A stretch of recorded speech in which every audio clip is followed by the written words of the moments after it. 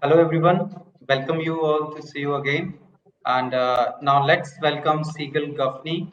She is CEO at Edge Communication. She is a professional with 25 years of experience with product service innovation companies. She will be sharing her views on the topic, the secret key to raising investment for startups. So welcome Sigal. Now all stage is yours. I'm going to at the back stage. Okay, thank you very much. Hi, everyone. I'm very happy to be here with you today. First of all, I want to thank the organizer of this amazing event. I'm really excited, and it's a huge honor for me to be here. So, thank you. Today, I will share with you some of my knowledge and tips regarding how a startup can raise money. And I hope you will enjoy it. Of course, after the session, you can send me questions. I will be very happy to help those of you who wants to open startups or to promote it. So don't hesitate to send your question after the session. I just, 1 minute, will share my presentation with you.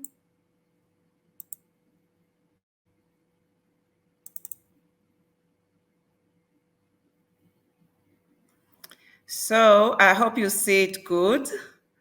My presentation name is The Secret Key.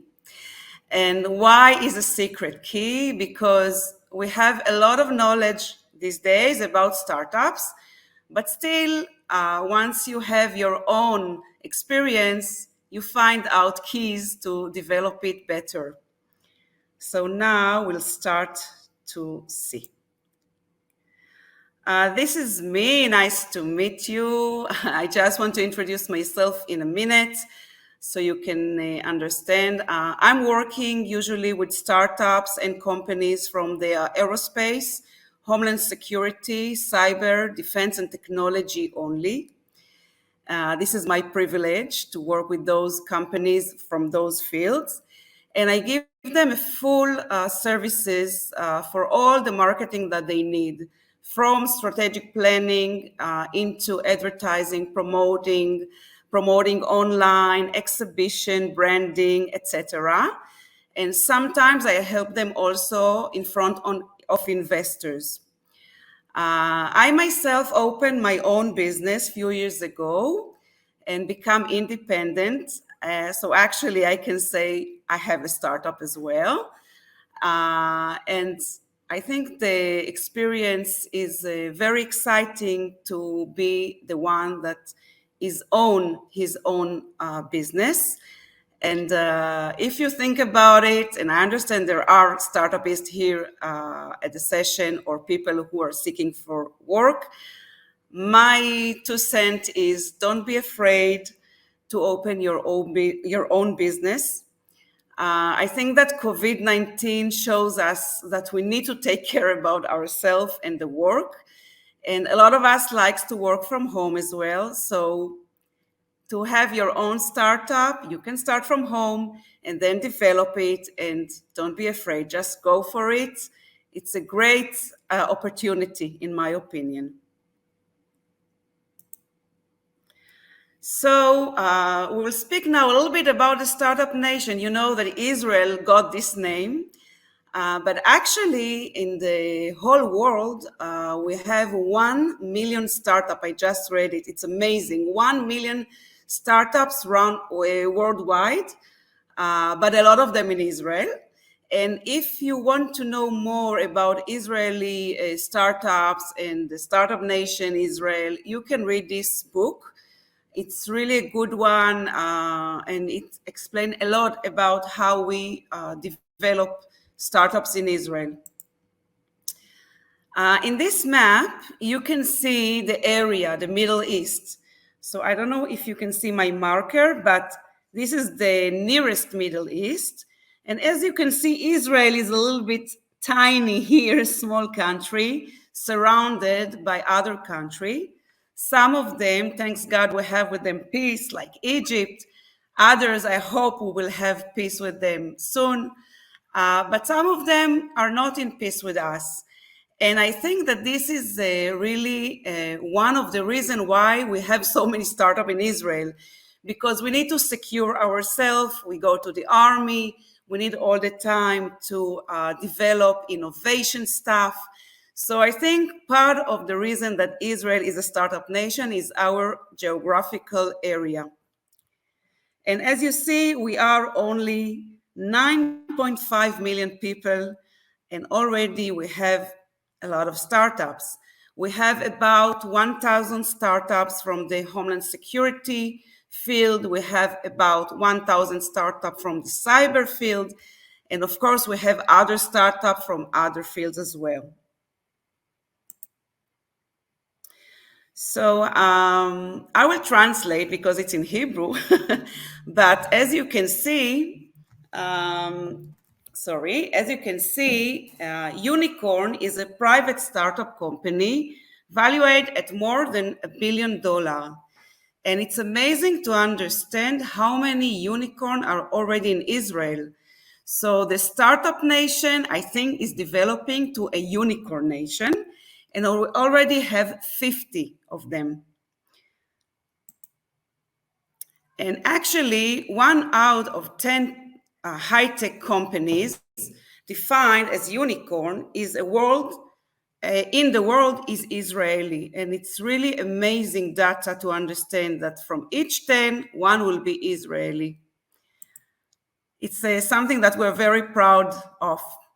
And here you can see the Israeli unicorn, how they develop through the years. You can see the colors. So the two above, the red one, of course, they are from the fintech. Then you can see also mobility. You can see e-commerce, the blue one. So you can get some clue about what is developing faster and growing faster.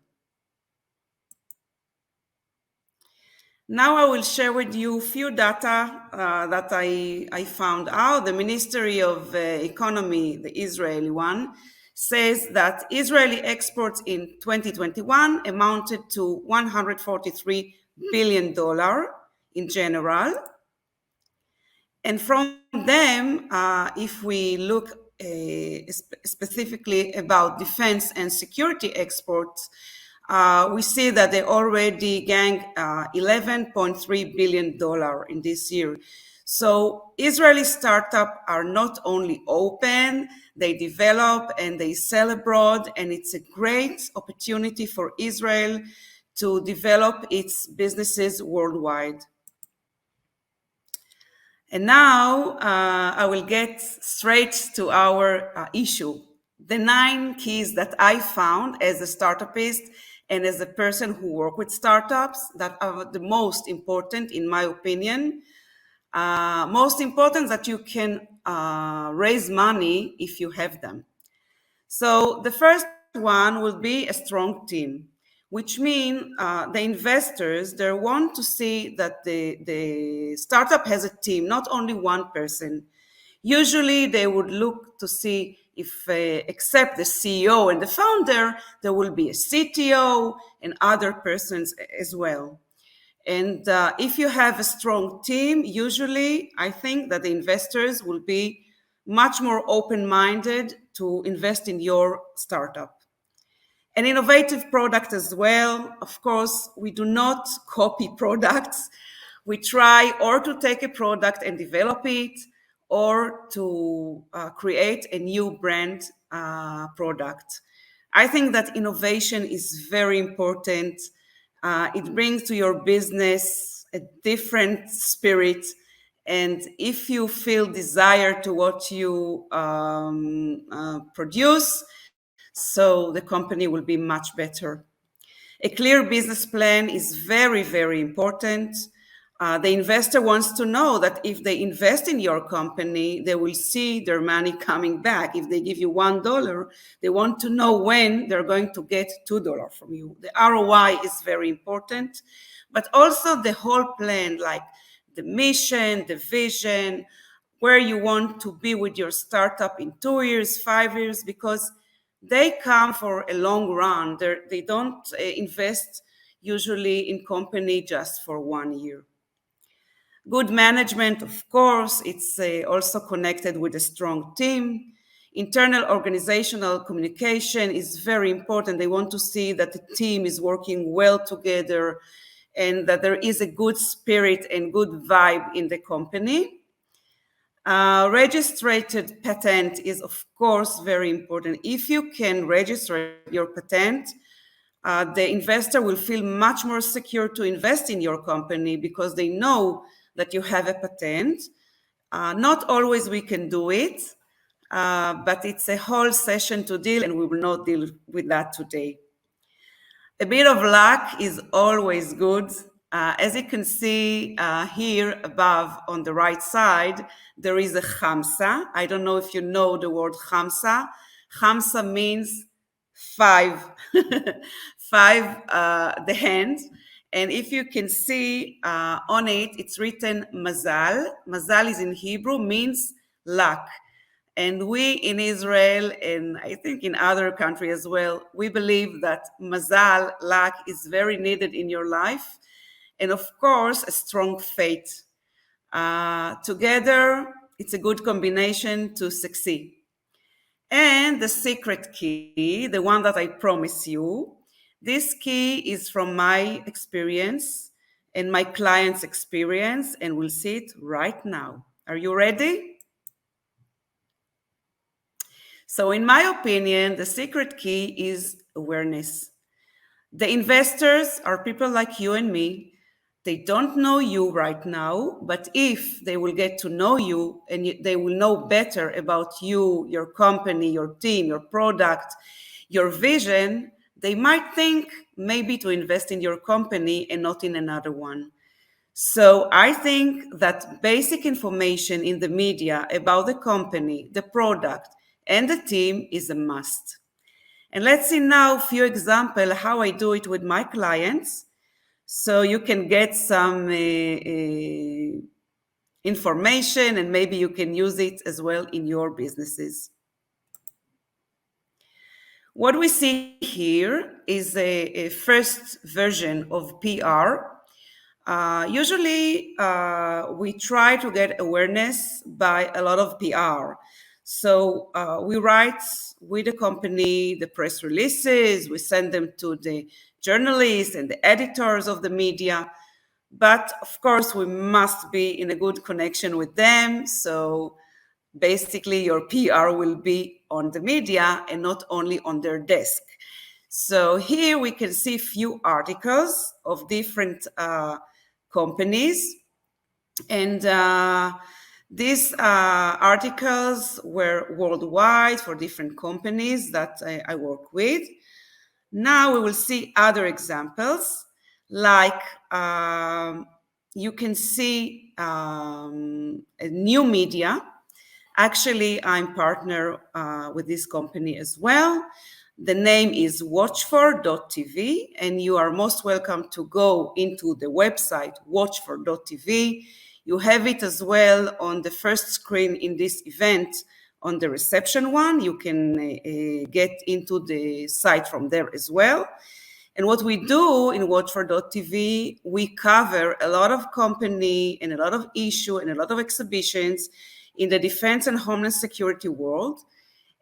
Of course, we give the news and also we cover products.